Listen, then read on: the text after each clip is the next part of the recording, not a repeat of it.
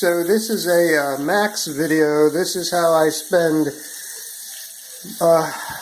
3 or 4 times a day, 5-10 minutes.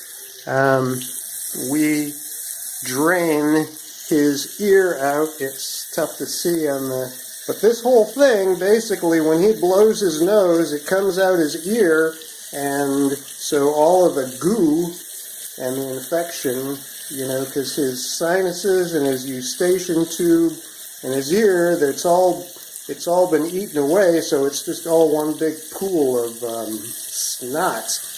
Oh, yuck. So what we do is we go through lots and lots of Q-tips, cleaning it out, and that way he can breathe, because if I don't do this, he can't breathe well enough to even, he can't eat or drink water, you know, he's just too stuffy, and he can't, you know, so we do this at night, if we're going to, and we do it in the morning, he's all congested, and we do it a bunch of times during the day when I can tell he can't drink water or he just gets listless. So, yeah, I wish you could see it better, but it's just, yeah.